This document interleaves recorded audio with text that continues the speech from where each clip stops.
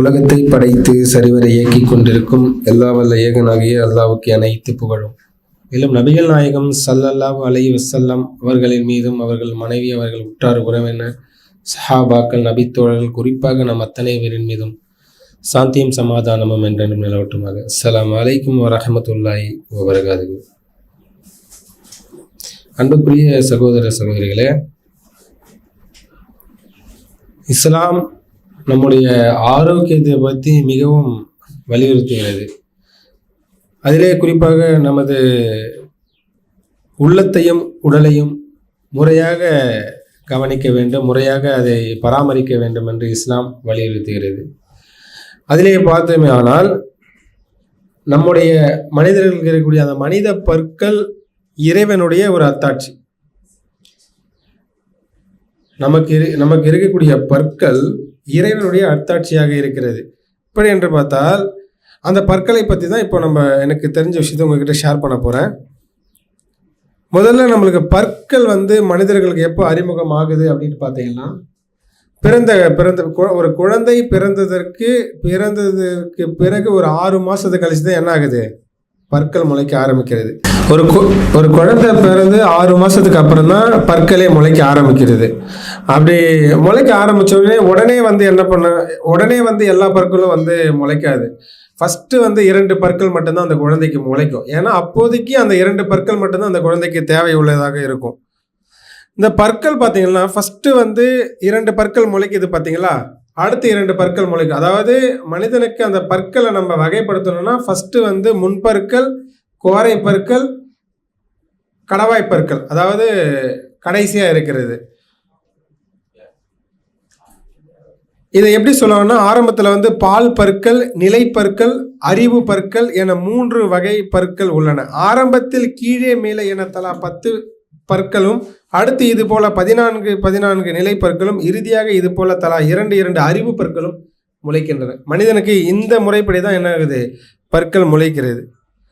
அதாவது இந்த பற்கள் மனிதனுக்கு மட்டும்தான் இருக்குதுன்னு பார்த்தோம்னா கிடையாது. மனிதனுக்கும் இருக்குது, காட்டில் வாழ்கிற மிருகங்களுக்கும் இருக்குது, வீட்டில் நம்ம பராமரிக்கிற கால்நடைகளுக்கும் என்ன இருக்குது, இந்த பற்கள் இருக்கிறது. அது மட்டும் இல்லாமல் புழு பூச்சிகளுக்கும் என்ன இருக்குது, இந்த பற்கள் இருக்குது. அனைத்திற்கும் ஒரே மாதிரியான பற்கள் கொடுக்கல. இறைவன் அந்தந்த உயிரினத்துக்கு தேவையானது, அதற்கு வாழ்க்கைக்கு தேவையானதாக அந்த பற்களை என்ன பண்ணியிருக்கிறான், வடிவமைச்சு கொடுத்துருக்கான். இதுவே இறைவனோட மிகப்பெரிய அத்தாட்சி. அனைத்து உயிரினங்களும் இறைவன் பற்களை இயற்கையாக அமைத்திருந்தாலும் பறவைகளுக்கு என்ன கிடையாது, பற்கள் கிடையாது. நீங்கள் பறவைகள் பார்த்தீங்கன்னா பற்கள்லாம் இருக்காது, அழகு தான் இருக்கும். இப்போ நீங்கள் கோழிலாம் பார்த்தீங்கன்னா என்ன பண்ணும், இறையை என்ன பண்ணும், அப்படி குத்தி எடுத்துக்கும், அது உள்ளே போயிடும். அதுக்கு பற்கள்லாம் கிடையாது, கொத்தி அதை மென்று சாப்பிட்றதுக்கு. ஆக வெவ்வேறு வகையான பற்கள் உயிரினங்களுக்கு இறைவன் படைத்திருக்கிறான். இதில் பார்த்தீங்கன்னா மிருகங்களுக்கு கோரை பற்களும் கடவாய் பற்களும் கொடுத்துருக்கிறான். கால்நடைகளுக்கு முன்பற்களும் மற்றும் கடவாய் பற்களும் கொடுத்துருக்கிறான். இதுதான் அங்கே விஷயமே. இப்போ பார்த்தீங்கன்னா கால்நடைகள் நீங்கள் பார்த்தீங்கன்னா இந்த குதிரை, ஆடு, மாடு இதெல்லாம் பார்த்தீங்கன்னா முன்பற்களும் கடவாய் பற்களும் தான் இருக்கும். அது எதுக்குன்னா, இப்போ அது கிட்டத்தட்ட அந்த பில்லு, அந்த தலை, அந்த மாதிரி தான் அது என்ன பண்ணும், ஆடு மாடுகள் கால்நடைகள்லாம் சாப்பிடும். அதுக்கு என்ன தேவை, முன்பற்கள் இருந்தாலே போதும். முன்பற்கள் கத்தி மாதிரி அதை கட் பண்ணிடும். அடுத்து அதை என்ன பண்ணும், அந்த கடவாய் பல்லு மூலியமாக அரைச்சி உள்ள தள்ளிடும். இது கால்நடைகளுக்கு. ஆனால் இது மிருகங்களுக்கு என்ன பண்ணும், மிருகங்கள் வெறும் இந்த புல் பூண்டை மட்டுமே சாப்பிடாது. அது என்ன பண்ணும், மிருகங்கள் அடித்து மாமிசத்தெல்லாம் சாப்பிடும். அப்போ அதுக்கு என்ன தேவை, அந்த கோரைப்பல்கள் தேவை. கோரைப்பல்கள் என்ன பண்ணும்னா அந்த மிருகத்தோட அந்த மாமிசத்தை குத்தி கிழிச்சு அதை எடுத்து அதுக்கப்புறம் அது என்ன பண்ணும், கடவாய் பல்லில் அரைச்சிக்குள்ள தள்ளும். ஸோ இதுவே பாருங்கள், கால்நடைகளுக்கு ஒரு மாதிரியான பற்களும் மிருகங்களுக்கு ஒரு மாதிரியான பற்களும் இறைவன் படைத்திருக்கிறான், அந்தந்த வாழ்க்கை முறைக்கு ஏற்ற மாதிரி. இப்போ கால்நடைகள் பார்த்தோம்னா இந்த மாதிரி இருக்கும், தெரியுதுங்களா? இந்த சிங்கம், டைகர், அந்த புலி, இது எல்லாமே என்ன பண்ணும், மாமிசத்தை சாப்பிடக்கூடிய விலங்குகள். இது என்ன பண்ணோம்னா இதுக்கு கம்பல்சரி என்ன, அந்த அந்த கோரை பற்கள் தேவைப்படும். இதுக்கு இறைவன் அந்த முன்பற்களை படைச்சிருந்தாலும் என்ன ஆகிருக்கும் அதோட நிலைமை பாருங்க. ஆக அந்த மிருகங்களுக்கு கோரை பற்களும் கடவாய் பற்களும் கொடுத்துருக்கிறான். கால்நடைகளுக்கு முன்பற்களும் கடவாய் பற்களும் கொடுத்துருக்கிறான். ஏன்னா மிருகங்கள் வந்து அசைவம் சாப்பிடக்கூடியது, அதாவது மாமிசத்தை எடுத்துக்கிறது. கால்நடைகள் வந்து அந்த தழை புல் அதுக்கெல்லாம் சாப்பிடுறது. நான் மனிதர்கள் மனிதர்கள் வந்து நம்ம வந்து என்ன பண்ணுவோம், அசைவமும் சாப்பிடுவோம் சைவமும் சாப்பிடுவோம். ஓகேங்களா? அதனால தான் இறைவன் நமக்கு என்ன கொடுத்துருக்கிறான், முன்பற்களும் கொடுத்துருக்கிறான், குறை பற்களும் கொடுத்துருக்கிறான், கடவாய் பல்லும் கொடுத்துருக்கான். அந்த 3மே நமக்கு தான் வந்திருக்கு. இதுவே இறைவனுடைய மிகப்பெரிய அத்தாட்சி. ஆக கத்தி போல முன்பற்கள், சில கூர்மையான கோரை பற்கள், சில சப்பட்டையாக கடவாய் பற்கள் என பல ரகங்கள் மனிதனுக்கு இருக்கிறது. அது எதுக்குன்னு பார்த்தீங்கன்னா, எல்லாமே முன்பற்களை போல கத்தி போல மட்டுமே இருந்தால் நம்மால் ஒரு ஆப்பிளை கடிக்க மட்டும்தான் முடியும். கத்தி போல முன்பற்கள் மட்டும் இருந்தது, எல்லா பல்லுமே கத்தி போல முன்பற்களாக இருந்ததுன்னா ஒரு ஆப்பிளை நம்ம என்ன பண்ண முடியும், கடிக்க தான் முடியும். அதை என்ன பண்ண முடியாது, கூழ் மாதிரி ஆக்கி அதை சாப்பிட முடியாது. ஒருவேளை எல்லாமே சப்பட்டையாக அந்த கடவாய் பல் போலே இருந்தால் ஆப்பிளை அரைக்க தான் முடியும். அதை என்ன பண்ண முடியாது, அதை கடிக்க முடியாது.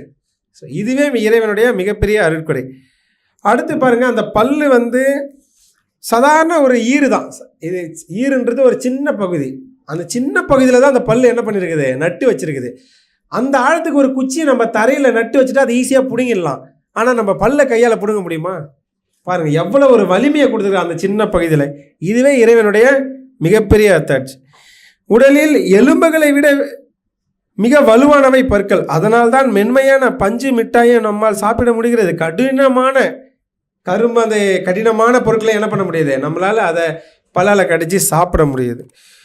உணவுகள் உண்ணவும் அவற்றை அரைக்கவும் பற்கள் பயன்படுகின்றன. பற்கள் இல்லையானால் பஞ்சு மிட்டாய் வேண்டுமானால் உண்ணலாம், ஆனால் மற்றவை என்ன பண்ண முடியாது, உண்ண முடியாது.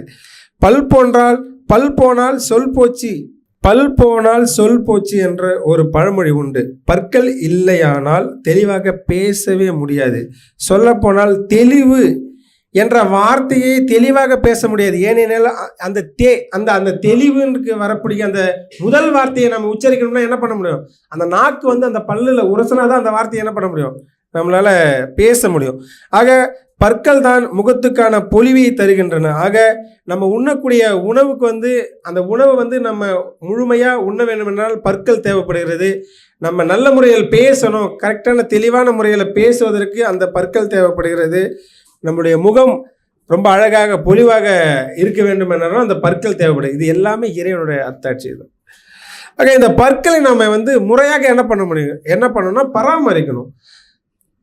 இப்போது நாம் வந்து ஒவ்வொரு நாளும் 5 முறை என்ன பண்ணுவோம், ஒழு செய்யும்போது அந்த வாயை வந்து என்ன பண்ணுவோம், 3 முறை கொப்பிலித்து கீழே துப்புவோம். அப்படி பண்ணும்பொழுதும் நம்ம சாப்பிடும்போது ஒரு சில உணவு துகள்கள் இருக்கும்போது என்ன பண்ண முடியும், அது வெளில வந்துடும்.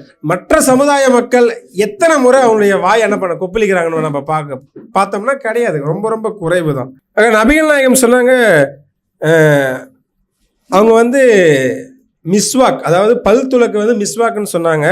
மிஸ்வாக் செய்து தொழப்படும் 2 ரக்காத் தொழுகை மிஸ்வாக் செய்யாமல் தொழப்படும் 70 ரக்காத்தை விட சிறந்ததாகும் என நபிகள் நாயகம் சொன்னாங்க. ஆக நம்ம எந்த அளவுக்கு சுத்தமாக நம்மளுடைய பற்களை துலக்கி தொழுவதற்கான முக்கியத்துவத்தை அவங்க நபிகள் நாயகம் சொல்றாங்க பாருங்க. அடுத்து சொன்னாங்க, இறை தூதர் நபிகள் நாயகம் ஸல்லல்லாஹு அலைஹி வஸல்லம் கூறினார்கள், என் சமுதாயத்திற்கு சிரமமாகிவிடும் என்று இல்லாவிட்டால் ஒவ்வொரு தொழுகைக்கும் பல் துலக்குமாறு நான் கட்டளையிட்டு இருப்பேன் என அபு உரைரா ரலியல்லாஹு அன்ஹு அறிவித்தார்கள். ஆக பல் துலக்குவதற்கு முக்கியத்துவத்தை நபிகள் நாயகம் எந்த அளவுக்கு அவங்க எடுத்து சொல்றாங்க பாருங்க. அடுத்து அந்த பல் துலக்குவதால் ஏற்படும் நன்மைகளை ஒரு 10 பாயிண்ட் சொல்றாங்க. வாயை நாம் பல் விளக்கினால் அந்த வாய் என்ன ஆகும், சுத்தமாகும். அடுத்து அல்லாவின் திருப்தியை பெற செய்கிறது. ஷைத்தானுக்கு கோபத்தை உண்டாக்குகிறது. அல்லாஹ் நேசமாக ஆக்குகிறார். மலக்குகளும் நேசிக்கிறார்கள். பல் ஈர்களுக்கு வலிமை தருகிறது, சளியை நீக்குகிறது. வாயின் துர்நாற்றத்தை அகற்றி நறுமணம் தருகிறது. உடல் பித்தத்தை குறைக்கிறது, பார்வையை கூர்மையாக்குகிறது. உண்மையில் மிஸ்வாக் செய்வது ஒரு சிறந்த சுன்னத்தான அமலாகும்.